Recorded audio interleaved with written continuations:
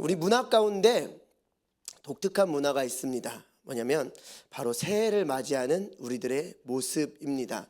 얼마 전에 우리가 송구영신 예배를 드렸죠. 그리고 해 뜨는 것도 보고, 그리고 다 새해 복 많이 받으세요 이렇게 인사했습니다.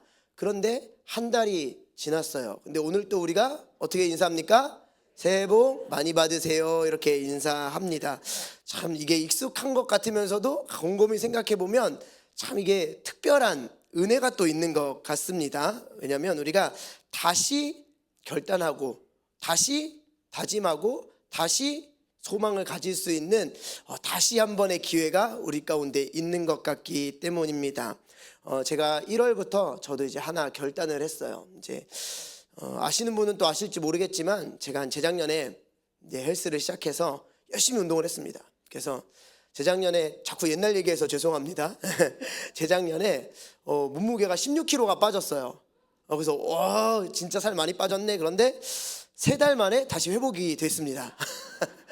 네, 그리고 나서 이제 그냥 그대로 쭉 오다가 이제 올해 돼서 2025년 됐는데 다시 이제 운동을 해보자. 그래서 운동을 시작했어요. 그래서 새해 첫 주에 1월 첫 주에 이제 헬스장을 제가 이제 보통 새벽 예배 끝나고 이제 헬스장을 가는데 새벽 예배에 헬스장을 가니까 깜짝 놀랐어요. 이렇게 열심히 사시는 분들이 많구나. 막 한 15명, 막 20명 이렇게 있는 분들이 다 열심히 운동을 하고 있는 거예요. 뭐 젊은 사람도 있고 좀 장년분들도 계시고. 그런데 지난주에 가니까 어땠을까요? 저랑 다른 사람 한 명밖에 없는 거예요. 굉장히 또 이게 또 그 큰 헬스장에 둘이 있으려니까 또 좀 그렇더라고요. 좀 무서운 느낌도 들고 우리가 작심삼일이라는 말이 참 틀린 말이 아닌 것 같습니다. 근데 이게 남 얘기가 아니에요. 저도 보면은 1월 첫 주에는 이제 시작해보자. 그래서 헬스장을 5번 갔어요. 둘째 주 딱 됐어요. 이제 또 운동 가자. 그래서 3번 갔어요. 지난주에 자 이제 헬스 가자. 몇 번 갔을까요? 어떻게 하셨어요? 네, 한 번 갔습니다. 한 번. 부끄럽습니다. 뭐 이런저런 핑계거리가 있지만 뭐 참 이 말 그대로 작심삼일이죠. 그런데 우리가 저만 그런 게 아니라 여러분들도 혹시 이 신앙생활을 하시면서 작심삼일 1월 시작하면서 나 믿음 안에서 이거 결단해야지, 이거 나 다짐해야지 하신 것들이 있었는데 이제 한 달여간이 지났는데 혹시 그 결단과 다짐이 작심삼일이 된 것이 있다면 우리 다시 한번 말씀 가운데 결단하시고 다짐하시는 저와 여러분들 되시기를 바랍니다. 우리가 잘 알고 있는 민수기 6장 24절에서 26절까지 말씀 우리가 읽어볼까요? 시작. 여호와는 내게 복을 주시고 너를 지키시기를 원하며 여호와는 그의 얼굴을 내게 비추사 은혜 베푸시기를 원하며 여호와는 그 얼굴을 내게로 향하여 드사 평강 주시기를 원하노라 할지니라 하라. 사람들 가운데 복 받기 싫은 사람 한 분도 안 계십니다. 그렇죠? 오늘 이제 많은 분들이 이제 예배 자리에 오셨는데 혹시 나는 복 받기 싫습니다 하시는 분 계세요? 없으시죠? 다들 복 받고 싶습니다. 근데 참 감사한 게 뭔지 아세요? 오늘 본문의 말씀 보세요. 여호와는 우리에게 복을 주시고 너를 지키시기를 원하며 라고 되어 있습니다. 하나님께서 우리에게 복 주시기를 원한다라는 말씀입니다. 우리도 복 받기를 원하고 또 하나님께서 우리에게 복을 주시기를 원하니 얼마나 딱 알맞은 만남입니까? 그래서 그 복을 주시는 하나님을 우리가 믿고 붙들고 주님께서 주시는 놀라운 복을 받아 누리시는 저와 여러분들 되시길 주의 이름으로 축복합니다. 아까 보니까 우리 이영전 도사님께서 그런 인사 같이 나눠보자고 했잖아요. 새해 복 많이 받으세요 이렇게 나눠보자고 하지 않았습니까? 근데 제가 그때 딱 얼굴을 뵈니까 찡그리고 인사하시는 분 한 분도 없습니다. 없어요. 누가 새해 복 많이 받으라고 하는데 이렇게 하고 인사해요? 그것도 누가 옆에서 새해 복 많이 받으세요 근데 싫어요 이렇게 인사하시는 분 계십니까? 없죠. 다들 시키지도 않았는데 한박 웃음을 지으시면서 이렇게 웃으면서 다들 인사합니다. 왜 그렇습니까? 복 받는 게 좋으니까요. 복 받는 게 좋으니까. 그래서 우리가 그렇게 기쁨으로 복을 받아 누리시기를 바랍니다. 그렇다면은 우리는 어떤 복을 받기를 원하겠습니까? 2025년 우리가 가장 받고 싶은 복은 무엇인가요? 라는 조사를 했다라고 해요. 1위가 뭡니까? 건강. 2위는 물질. 3위는 인간관계. 4위는 성공. 5위는 행복. 네. 우리가 가끔 착각해요. 우리 그리스도인은 건강의 복을 자꾸 구하면 뭔가 조금 하나님 앞에 미안한 것 같고, 그렇죠? 돈 달라 그러면 뭔가 내가 좀 이렇게 좀 세속적인 사람인가 이렇게 생각이 들 수도 있는데, 건강도 물질도 인간관계도 성공도 행복도 이 주권이 하나님 앞에 있음을 믿으시길 바랍니다. 하나님께서 우리에게 알맞게 이러한 복도 주신다라는 말씀입니다. 우리가 오늘 함께 나눈 본문의 말씀은 이제 누가복음 5장 1절에서 11절 말씀입니다. 우리에게 아주 익숙한 본문이지요. 오늘 오늘 주일 큐티 말씀이기도 합니다. 저는 이 말씀을 가지고 주님께서 우리에게 그렇다면 어떠한 복을 주시기를 원하나, 그리고 또 그 복을 받기 위해서 우리는 어떻게 해야 하는지에 대해서 함께 말씀을 나누도록 하겠습니다. 왜냐하면 우리 하나님께서는 우리에게 복 주시기를 원한다라고 말씀하세요. 우리도 복 받기를 원합니다. 그런데 참 이상하게도 제가 이제 여러분들에게 여쭤보면은 하나님의 복 받고 계세요? 복을 누리고 계세요? 그러면 어떤 분들은 네, 아멘 하시는 분들도 있지만 선뜻 그냥 그래요. 그렇죠? 몰라요. 막 이렇게 얘기하시는 분들도 계세요. 왜 그래요? 첫 번째는 우리가 하나님께서 주신 그 복을 받을 만한 믿음이 아직 없을 수도 있어요. 그리고 또 하나는 하나님이 복이라고 주셨는데 우리가 그걸 복인지 모른다라는 거예요. 하나님은 주셨는데 우리가 모르면 참 그것도 안타까운 것이고, 우리가 믿음이 없어서 복받을 믿음이 안 돼서 그 믿음을 받아 누리지 못하는 것도 참 문제다라는 것입니다. 오늘 말씀을 통해서 주님이 주신 복을 깨달으시길 주의 이름으로 축복합니다. 주님께서 주시는 복을 받아 누리시길 축복합니다. 자, 그러면 우리가 어떤 때 어떤 복이 있냐 한번 살펴볼 텐데, 첫 번째, 먼저 우리의 들음 가운데 복이 있다라는 말씀입니다. 사람은요, 입이 몇 개일까요? 하나. 그렇죠? 귀는요? 2개예요. 근데 사람이 말하는 걸 좋아해요? 듣는 걸 좋아해요? 말하는 걸 좋아하죠. 그래서 귀는 2개인데 입이 더 열심히 일을 해요. 그렇죠? 이제 듣는 것보다 말하기를 참 좋아하는 게 우리 사람인 것 같습니다. 근데 사람과의 관계뿐만이 아니라 우리 하나님과의 관계에서도 그렇다라는 겁니다. 하나님이 말씀하세요. 성경을 통해서, 이런 설교 말씀을 통해서, 큐티를 통해서 말씀하시는데 그것을 듣는 거는 사람들이 그렇게 애쓰지 않아요. 근데 하나님 앞에 참 많이 요구합니다. 그렇죠? 이것도 주세요, 저것도 주세요, 제 얘기 좀 들어보세요, 하나님 저 좀 보세요, 막 얘기를 많이 해요. 그런데 물론 맞습니다. 이야기를 하는 것도 중요하죠. 그런데 듣는 것이 더욱 중요하다라는 것을 깨달으시는 저와 여러분들 되시길 바랍니다. 그래서 첫 번째, 우리는 지쳐도 들어야 한다라는 겁니다. 누가복음 5장 1절에서 3절 말씀 제가 읽어드립니다. 무리가 몰려와서 하나님의 말씀을 들을새 예수는 게네사렛 호숫가에 서서 호숫가에 배 2척이 있는 것을 보시니 어부들은 배에서 나와서 그물을 씻는지라. 예수께서 한 배에 오르시니 그 배는 시몬의 배라. 육지에서 조금 떼기를 청하시고 앉으사 배에서 무리를 가르치시더니 말씀하십니다. 오늘 본문은 이 무리들 가운데 예수님께서 말씀하셨다라고 이야기합니다. 복 받은 거죠. 여러분들도 말씀을 듣는 복을 받고 계시는 줄 믿습니다. 무리들이 말씀을 들을 때 복 받고 있는 거예요. 그런데 이제 보니까 또 어떻게 하고 계십니까? 주님께서 이제 어부들의 배, 그 한 배에 올라서 이제 말씀을 가르치시는데 그 배가 시몬의 배다라고 얘기합니다. 근데 그때 시몬이 무엇을 하고 있었습니까? 이 사람들이 이제 배에서 나와서 그물을 씻고 있었다. 그러니까 물고기를 잡고 이제 뒷정리를 하고 있는 시간이에요. 피곤한 시간일까요? 아닐까요? 굉장히 피곤한 시간입니다. 지치고 피곤하고 힘든 시간이다라는 거예요. 우리가 참 말씀 듣는 일이 이 시대는 참 쉽습니다. 여러 가지 이제 매체들도 있고 교회들도 있고 그래서 참 말씀을 쉽게 들을 수 있어요. 그리고 큐티책, 옛날엔 책도 없었다라고 하잖아요. 근데 그 책도 다 있으니 우리가 말씀을 가까이 하는 일은 참 쉬워요. 그런데 우리가 이 말씀을 왜 가까이 하지 못합니까? 지쳐서, 피곤해서, 힘들어서 이 말씀을 가까이 하지 못한다라는 겁니다. 시몬이 이제 아까 말씀드린 것처럼 밤이 새도록 물고기를 잡습니다. 그리고 지금 이제 그물을 씻고 뒷정리를 하고 쉬려고 이제 준비를 하고 있는 거예요. 근데 그 시간에 예수님께서 하필 4배에 오르시는 겁니다. 왜 하필 4배에 오르셨을까?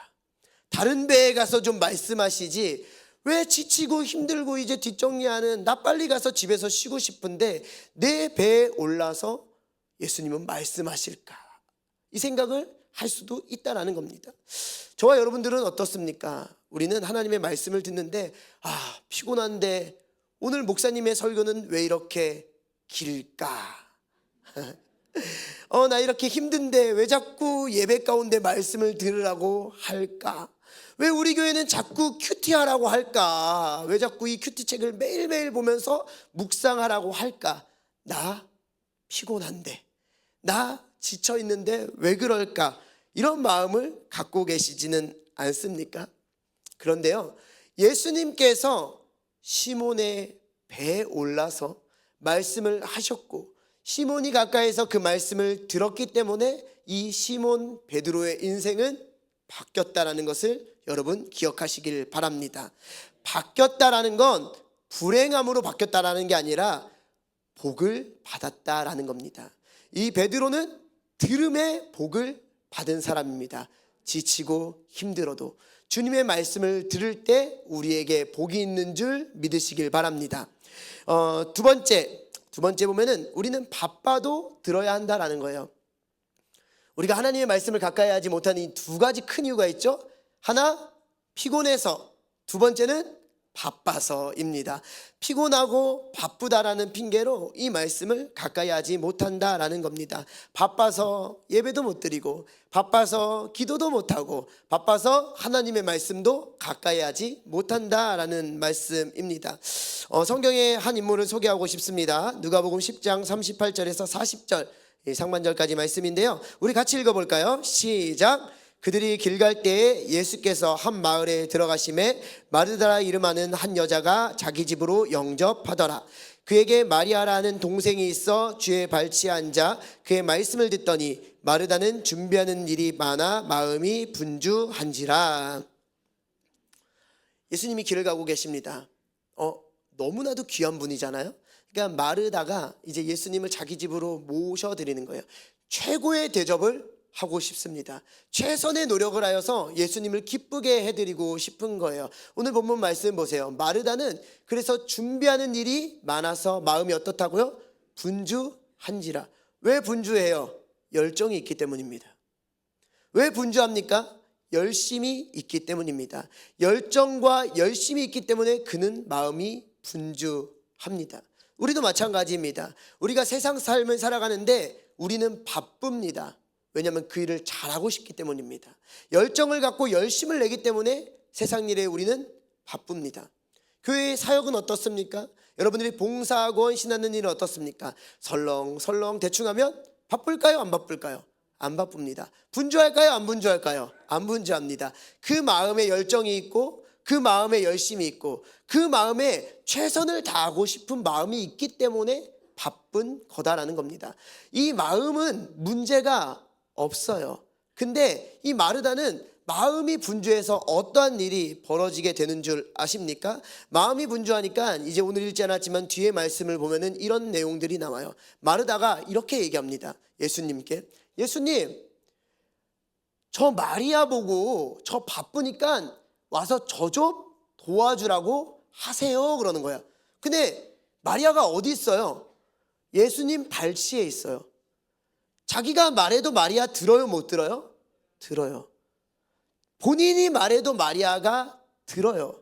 그런데 굳이 예수님 쟤 좀 보세요 이렇게 얘기하는 거예요. 뭐예요? 마음의 평강이 깨졌어요. 마음의 기쁨과 감사가 사라졌어요. 이의 시작은 어땠습니까? 예수님을 기뻐하고 감사하고 대접하고 싶은 아주 선한 마음으로 시작했어요. 그런데 끝이 어때요? 주님 제 좀 보세요 하는 모든 기쁨과 감사가 사라진 그 모습이라는 거예요. 저와 여러분들은 어떻습니까? 하나님께 최선을 다해서 살고 싶어서 우리의 삶의 현장에서 열심히 노력하고 일을 합니다. 교회 안에서 열심히 봉사하고 헌신하고 애씁니다. 그런데 혹시 우리 가운데도 기쁨과 감사가 사라지고 주님 제 좀 보세요, 주님 저거 하는 것 좀 보세요, 이런 마음을 갖고 살아가고 있지는 않습니까? 왜 그렇습니까? 바쁘다라는 핑계로 말씀을 가까이 하지 않으니까, 바쁘다라는 핑계로 말씀이 우선되지 않으니까 우리의 삶도 우리의 사명까지도 우리의 입술 가운데 불평과 불만, 기쁨과 감사가 사라진 삶이 이 마르다의 삶이다라는 거예요. 그럼 마리아는 어떻습니까? 이 주의 발치에 앉아서 예수님의 말씀을 들었던 마리아는 그로 인해서 주님께 칭찬도 받고 기쁨과 감사도 빼앗기지 않았다라는 겁니다. 거듭 말씀드립니다. 마르다는 잘못한 게 없어요. 처음부터는 마르다 같은 사람 필요합니다. 하지만 아무리 그 일이 중요하다고 해도, 아무리 그 일이 소중하다고 해도 말씀보다 앞선다면, 말씀보다 우리의 헌신과 봉사가 앞선다면 그 마지막은 기쁨과 감사가 아니라 불평과 불만일 수밖에 없다라는 것입니다. 사랑하는 성도님들, 열정을 갖는 것 좋습니다. 열심을 갖는 것 좋습니다. 하나님 앞에 최고와 최선을 드리고 싶은 것 좋습니다. 하지만 말씀보다 앞서지 않기를 주의 이름으로 축복합니다. 바빠도, 아무리 우리의 인생이 바빠도 말씀보다 앞서 나가지 않기를, 바쁘면 바쁠수록 오히려 더 나의 기쁨과 감사를 지키기 위해서, 하나님께서 주시는 복을 받기 위해서 말씀의 자리를 지키시는 저와 여러분들 되시길 주의 이름으로 축복합니다. 세 번째, 우리는 내 자리에서 들어야 한다라는 거예요. 지금 말씀을 듣는 일에 대해서 얘기하고 있습니다. 지쳐도, 우리가 힘들어도 들어야 하고, 우리가 바빠도 들어야 하는데 내 자리에서 들어야 한다라는 거예요. 사무엘상 3장 1절에서 4절 상반절 말씀 제가 읽어드립니다.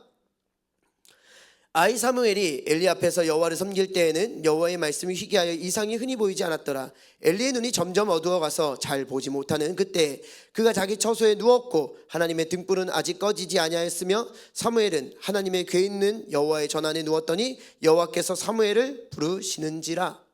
사무엘이 어릴 때 이야기입니다. 이때 당시는 성경에 보시는 것 같이 여호와의 말씀이 희귀하였대요. 이상이 흔히 보이지 않았던 때다라고 얘기합니다. 하나님이 계시지 않아서가 아니라 하나님을 찾는 사람이 없었다라는 겁니다. 말씀을 듣기를 소원하는 사람이 없었다라는 겁니다. 그냥 내 마음대로 내 마음의 소리를 듣고 살아가는 사람들이 넘쳐났던 그때를 이야기하는 겁니다. 이때 당시에 엘리라는 큰 제사장이 있었습니다. 그리고 엘리의 두 아들도 제사장이었습니다. 그런데 여러분, 여호와의 전에 지금 누가 있습니까? 사무엘이 있습니다. 엘리도 없습니다. 엘리의 두 아들들도 없습니다. 하나님과 가까이, 말씀 가까이에 이들은 없습니다. 그저 어린 사무엘 하나만 있다라고 성경은 말씀하고 있습니다. 엘리는 말씀드렸던 것처럼 제사장입니다. 그 두 아들 홈리와 비느하스도 제사장입니다. 그런데 그들은 하나님의 말씀을 따라 살았던 것이 아니라 마음의 소리를 듣고 정욕의 소리를 듣고 자기 마음대로 살았던 사람입니다. 엘리의 두 아들을 성경은 그렇게 소개합니다. 예배도 멸시한 사람, 기도하지도 않았던 사람, 말씀을 듣지도 않았던 사람, 그리고 성전에 수종드는 그 여인도 범했던 아주 타락한 제사장들이었다라고 성경은 말씀하고 있습니다. 왜 그렇습니까? 그들의 그 시작이 무엇입니까? 말씀을 듣지 않았던 것, 말씀을 가까이 하지 않았던 것, 자신의 자리를 지키지 않고 들어야 할 그 자리에서 하나님의 말씀을 듣지 않으니 이들이 멸망의 길로 달려갔다라는 것입니다. 사랑하는 성도님들, 저와 여러분들 가운데도 말씀의 자리가 있습니다. 지금 계시는 그 자리 하나님께서 주신 말씀의 자리인 줄 믿으시길 바랍니다. 어떤 분은 새벽 예배를 하시고, 어떤 분들은 또 밤기도회를 하시고, 어떤 분들은 큐티를 하시고, 또 어떤 분들은 성경의 말씀을 읽습니다. 그 모든 것들이 무엇입니까? 말씀의 자리입니다. 바로 저와 여러분들의 자리인 줄 믿으시길 바랍니다. 우리가 그 말씀의 들음의 자리, 그 내 자리를 지켜낼 때 주님께서 주시는 놀라운 복이 있는 줄 믿으시길 바랍니다. 믿음이 어디에서 생깁니까? 우리 신앙의 경력으로 생깁니까? 아닙니다. 그저 교회에 나오는 것으로 그 신앙의 경력이 우리 믿음이 생길까요? 그렇지 않습니다. 성경은 이렇게 얘기합니다. 로마서 10장 17절 말씀 같이 읽습니다. 시작. 믿음은 들음에서 나며 들음은 그리스도의 말씀으로 말미암았느니라. 아멘. 믿음은 말함에서 난다라고 얘기하고 있지 않습니다. 믿음은 들음에서 난다라고 얘기하고 있습니다. 무엇을 들어야 합니까? 그리스도의 말씀을 들을 때 우리의 믿음이 굳건해지는 줄 믿으시길 바랍니다. 앞서 말씀드린 것처럼 우리 신앙의 경력이 우리의 믿음을 굳건하게 지켜줄 수 없습니다. 우리의 습관과 방식이 우리의 믿음을 지켜줄 수 없습니다. 우리의 직분이 우리의 믿음을 지켜줄 수 없습니다. 우리의 믿음을 지켜줄 수 있는 것은 단 하나입니다. 그리스도의 말씀을 듣는 일인 줄 믿으시길 바랍니다. 그러니 우리 인생길 가운데 이 들음이 얼마나 큰 복이겠습니까? 또 우리가 이 땅 가운데 이 세대를 깜깜하고 어둡고 정말 한 치 앞도 알 수 없는 시대다라고 얘기합니다. 그렇죠. 정말 어떻게 이런 일이 벌어지지 하면서 참 우리 시대의 삶 가운데 삶을 돌아보면 참 어둡고 참 슬픈 일들이 참 많이 있습니다. 근데 그 깜깜한 길 여러분들은 어떻게 걸어가고 계십니까? 시편 119편 105절 말씀, 우리가 잘 아는 말씀이죠. 같이 읽어보겠습니다. 시작. 주의 말씀은 내 발의 등이요 내 길의 빛이니이다. 깜깜하면 불을 켜야 합니다. 우리 인생이 깜깜하고 한 치 앞도 알 수 없으면 불을 켜야 되는데, 믿는 사람들이라고 하면서도 왜 그 말씀의 등불을 켜지 않는 사람들이 참 많은지 모르겠습니다. 자꾸 나의 생각을 의지하고 나의 방법을 의지하고 세상의 소리를 들으려고만 한다라는 말씀입니다. 성경은 우리에게 이렇게 얘기합니다. 주의 말씀은 내 발의 등이요 내 길의 빛이다 라고 말입니다. 깜깜한 이 시대에 저와 여러분들은 무엇의 등을, 어떤 등, 어떤 빛을 밝히고 걸어가시겠습니까? 아니면 그냥 깜깜한 길을 그저 앞도 안 보이는데 그냥 무턱대고 걸어가시겠습니까? 둘 다 참 미련한 일입니다. 바라기는 오늘 성경의 말씀과 같이 주의 말씀을 붙들고 내 발의 등이요 내 길에 빛을 주시는 주님의 말씀 따라 살아가시는 저와 여러분들 되시기를 주의 이름으로 축복합니다. 우리는요 그래서 말씀을 들어야 하는 것입니다. 이것이 참된 복입니다.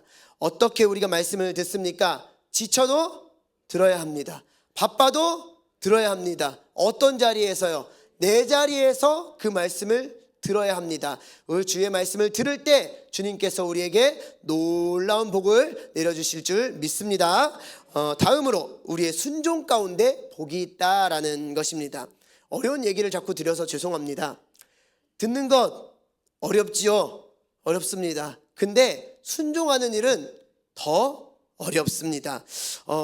그런데 이렇게 순종할 때 주님께서는 우리에게 복을 내려주신다라고 얘기하고 있어요. 근데 어떨 때 우리가 순종해야 합니까? 첫 번째, 전문가라도 우리는 순종할 때 복이 있습니다. 전문가라도.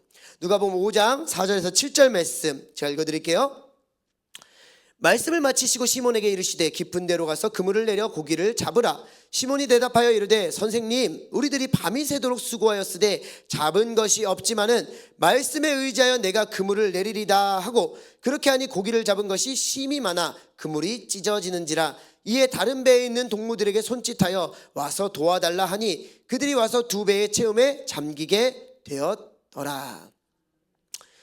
베드로가 누구입니까? 우리가 잘 알고 있는 것처럼 어업 종사자입니다. 전문가입니다. 전문가.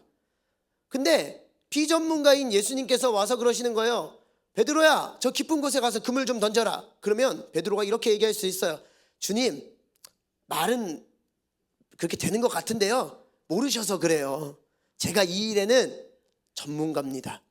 제가 이 일을 20년, 30년을 했어요. 아니, 날 때부터 저는 어부였어요. 말보다 그물을 먼저 배웠고 그물 던지는 일이 저에겐 아주 익숙합니다 라고 얘기할 수 있습니다.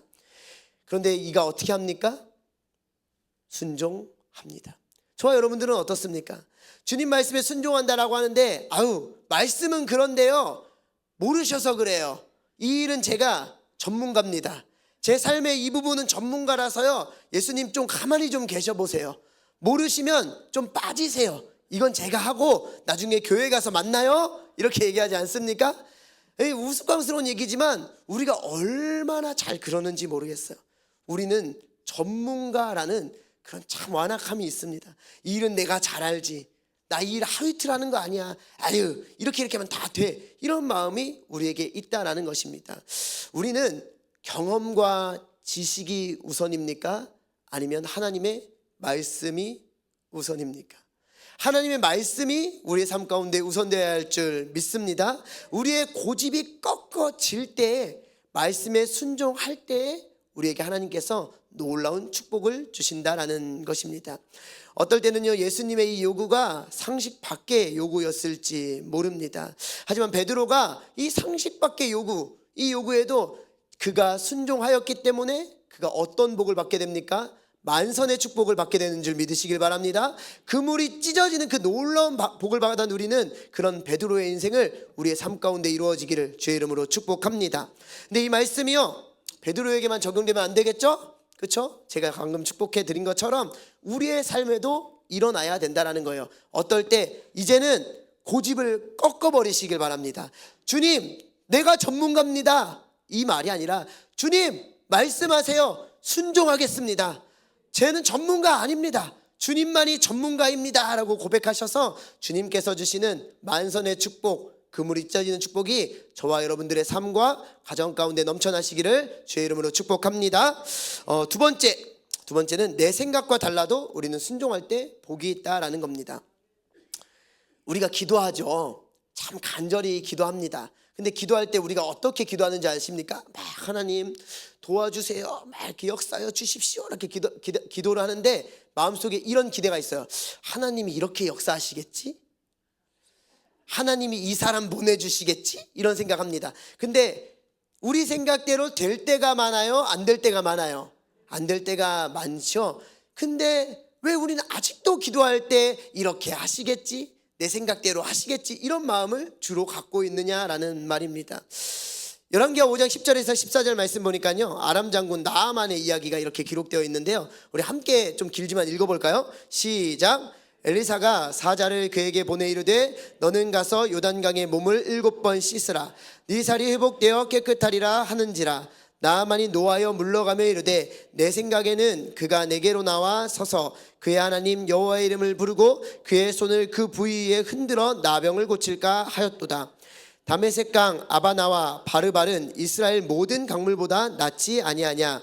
내가 거기서 몸을 씻으면 깨끗하게 되지 아니하랴 하고 몸을 돌려 분노하여 떠나니 그의 종들이 나와서 말하여 이르되 내 아버지여, 선지자가 당신에게 큰 일을 행하라 말하였다면 행하지 아니하였으리까? 하물며 당신에게 이르기를 씻어 깨끗하게 하라 함이리까 하니 나아만이 이에 내려가서 하나님의 사람의 말대로 요단강에 7번 몸을 잠그니 그의 살이 어린아이의 살같이 회복되어 깨끗하게 되었더라. 아멘. 아람의 장군인 이 나아만이 나병에 걸린 거예요. 큰일 났습니다. 근데 이 사람이 자존심도 구기고 창피함도 무릅쓰고 이 엘리사에게 나옵니다. 믿음이 있는 것 같아요, 없는 것 같아요? 있는 것 같지요. 그 먼 곳에서 이렇게 찾아왔다니 얼마나 믿음이 있는 것 같습니까? 그래서 엘리사가 치료법을 알려주는 거예요. 그 치료법이 뭡니까?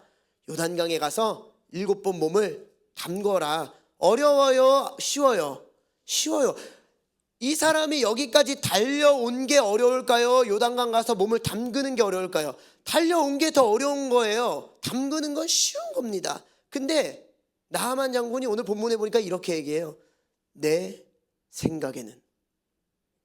우리가 기도하는데 내 생각에는 하고 기도하고 있지는 않습니까? 주님께서 일하시라고 간절히 기도해요. 금식도 해요. 막 철야도 해요. 3시간 4시간 기도해요. 믿음이 있는 것 같아요.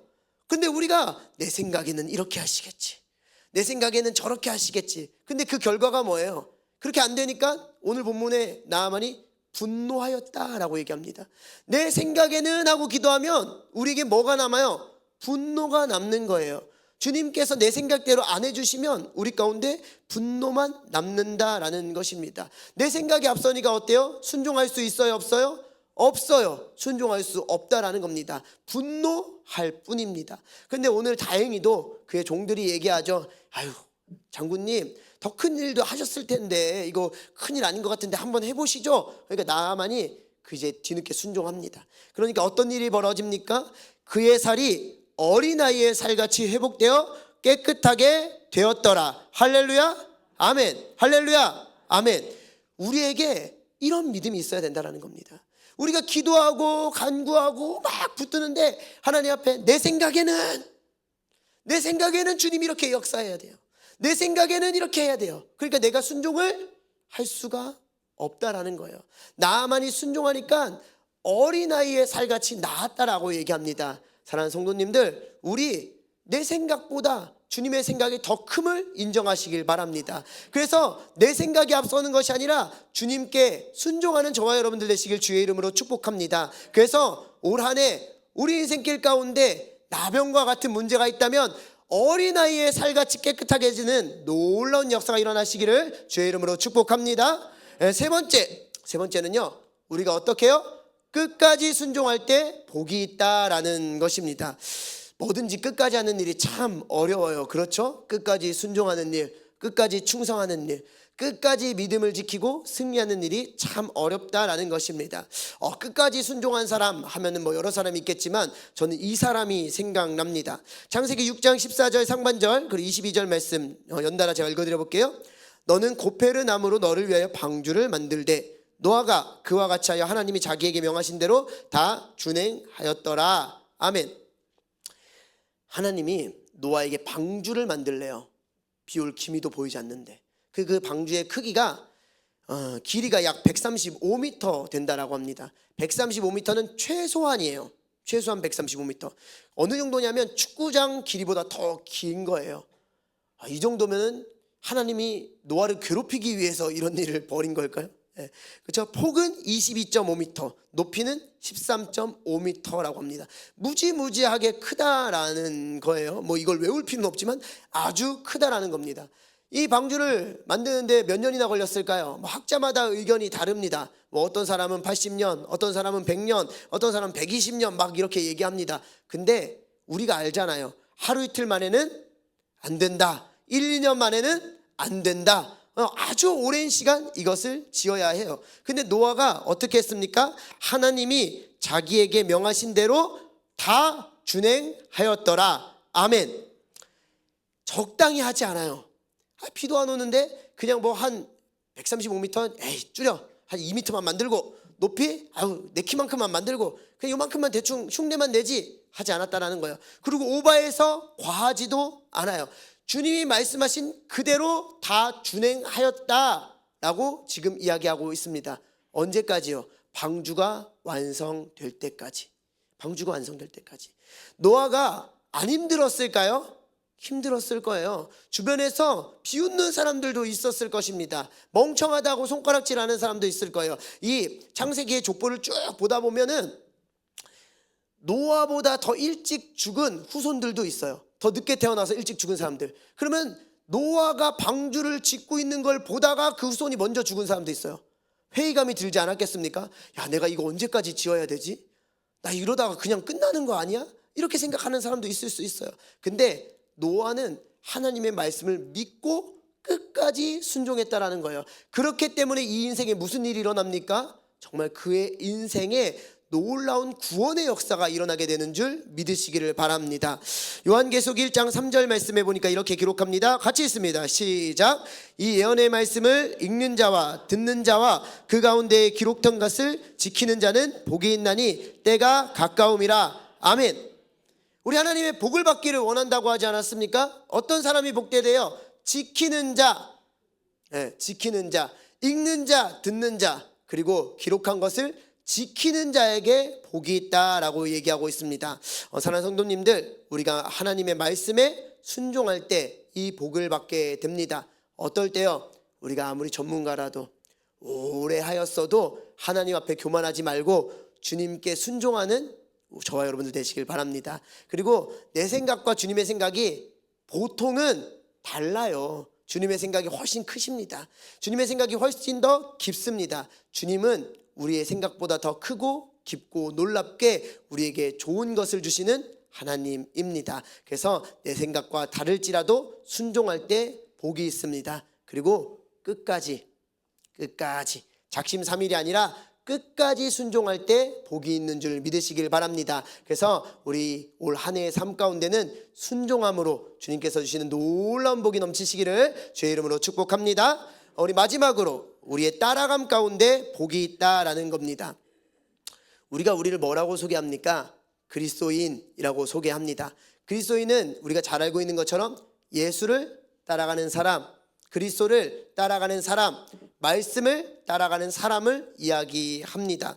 근데 예수님을 따라가는 삶은 굉장히 어렵습니다. 쉽지 않습니다. 하지만 그 주님의 발자취를, 그 말씀을 묵묵히 따라갈 때 세상은 줄 수도 없고 세상은 알지도 못하는 크고 놀라운 복을 받아 누릴 수 있다라는 겁니다.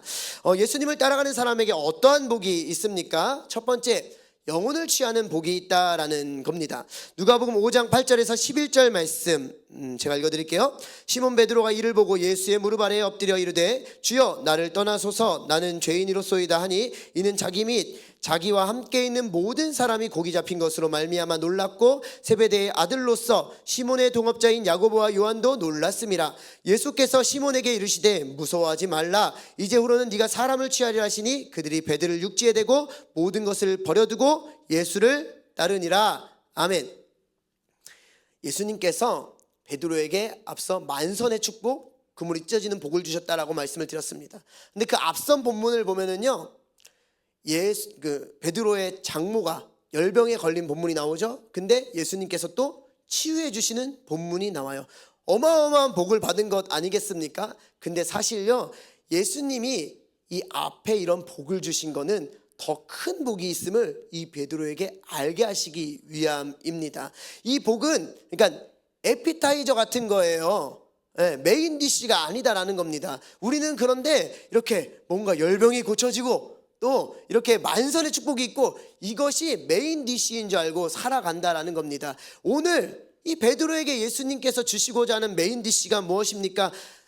너가 이제 고기가 아닌 뭐요? 사람을 낚는 어부가 될 것이야. 너배만 부르면서 살아가는 정말 그 작은 인생이 아니라 영혼을 구원하고 사람을 살리는 정말 놀라운 인생을 살게 될 것이야 라고 말씀하고 계시는 줄 믿으시길 바랍니다. 베드로는요, 예수님을 따라가요. 근데 어떻게 따라갑니까? 오늘 본문의 말씀과 같이 그가 모든 것을 버려두고 예수님을 따랐다라고 얘기합니다. 여러분, 모든 것을 버려두는 건요, 성경에 기록하고 있으니까 저렇게 쉬운 거죠. 우리 인생의 모든 것을 버리는 게 얼마나 어렵습니까? 두렵죠? 불안하죠? 걱정이 된다라는 말씀입니다. 하지만 우리가 그 모든 것을 주님 앞에 포기하고 나아갈 때 단순한 이 에피타이저와 같은 복이 아니라 주님께서 주시는 놀라운 복, 영혼을 취하는 복을 주시는 줄 믿으시길 바랍니다. 조금 죄송한 말씀이지만 우리 가족 가운데도 믿지 않는 분들이 계시잖아요. 저도 이제 믿음의 1세대니까 저는 가정에서 제가 처음 믿었습니다.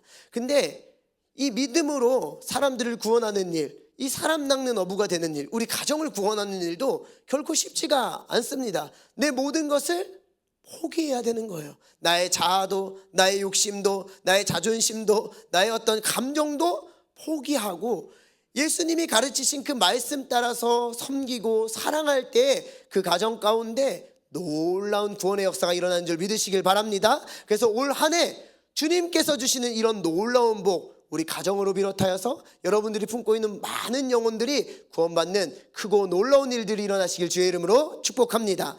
두 번째, 우리가 주님을 따라가면 어떤 복이 따라오겠습니까? 믿음의 가문을 이루는 복을 받게 된다라는 겁니다. 당연히 우리도 복을 받아야겠지요. 그런데 우리의 자녀들도 복을 받아야 하지 않겠습니까? 근데 우리가 믿음의 여정을 정말 잘 따라갈 때에, 믿음의 여정을 잘 걸어갈 때 그때 우리의 자녀들도 하나님의 복을 받아 누리게 된다라는 말씀입니다.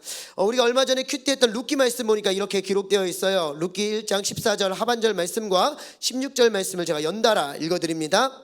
룻은 그를 붙쫓았더라. 룻이 이르되 내게 어머니를 떠나며 어머니를 따르지 말고 돌아가라 강권하지 마옵소서.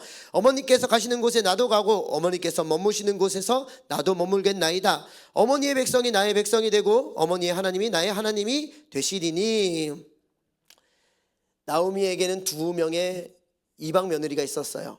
그렇죠?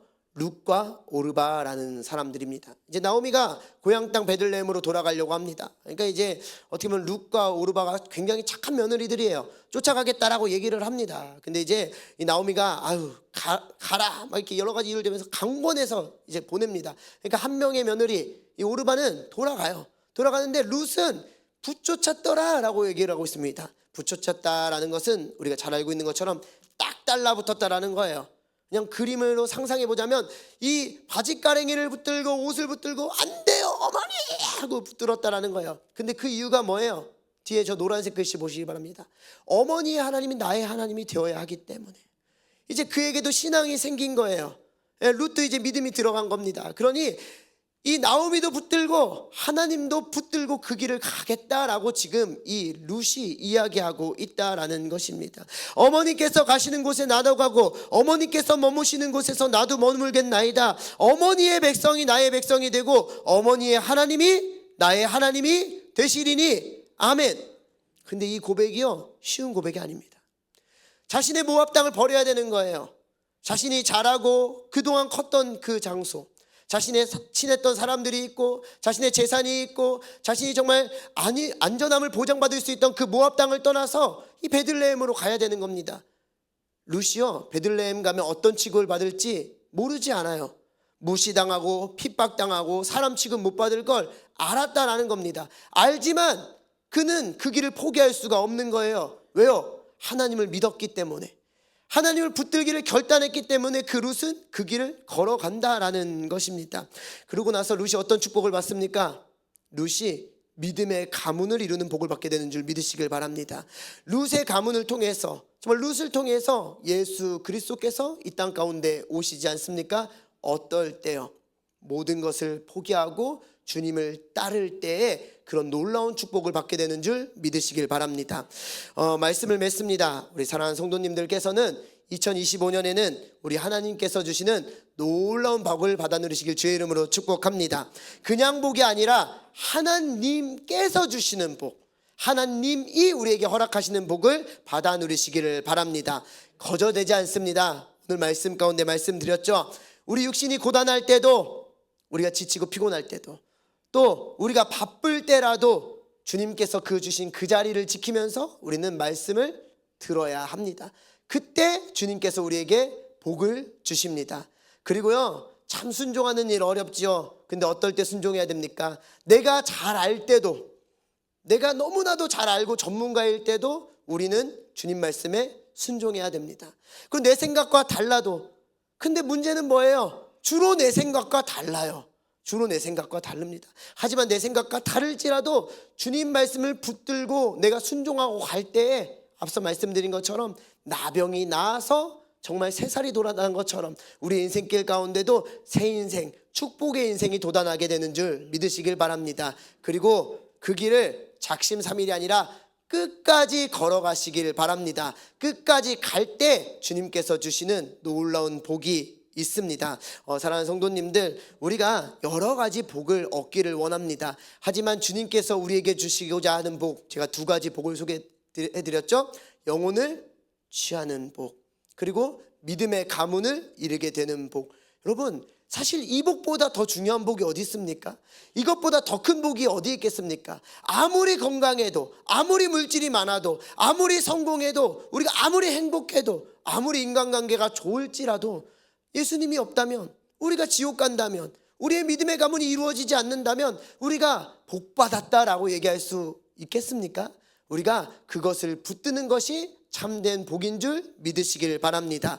한 예화를 들고 말씀을 마무리하고자 합니다. 인도네시아 원주민들이 이 원숭이를 사냥하는 독특한 방법이 있대요. 그림과 같다라고 합니다.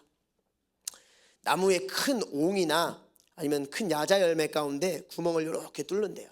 뚫고 안에 있는 걸 다 긁어낸다고 합니다. 그리고 나서 거기에다가 원숭이가 좋아하는 작은 열매나 설탕 조각들을 딱 넣어놓는데요. 그러면 원숭이가 너무 좋아서 거기다 이렇게 손을 넣는 거예요. 그걸 움켜 딱 쥐는 겁니다. 근데 그렇게 움켜쥐고 뺄라니까 손이 빠질까요? 안 빠질까요? 안 빠지는 거예요. 그러면 이 원주민들이 휘파람을 불고 몽둥이를 들고 휙 돌리면서 온대요. 그러면 어떻게 해야 돼요? 이걸 빼고 도망가야 되잖아요. 근데 이걸 움켜쥐고 못 놓는다라는 거예요. 욕심이 너무 많아서. 그러면 어떻게 돼요? 몽둥이로 맞아 죽는 겁니다. 여러분, 하나님께서요 우리 앞에 복을 가지고 오십니다. 복을 가지고 오세요. 저와 여러분들 가운데 넘치는 복을 가지고 오십니다. 근데 여러분, 혹시 우리의 이 두 손에 지금 가득 욕심이, 우리의 생각이, 우리의 정욕이, 우리의 탐심이 이렇게 꾹 붙들려 있어서 주님께서 누구누구야, 이거 너를 위한 복이야 라고 주시는데, 주님 받을 손이 없어요, 나중에 해주세요. 주님 난 이걸 못 놓겠어요, 주님 그 복 좀 나중에 해주세요 라고 얘기하고 있지는 않습니까? 여러분, 이것을 버려야, 손을 펴야 복을 받을 수 있는 줄 믿으시길 바랍니다.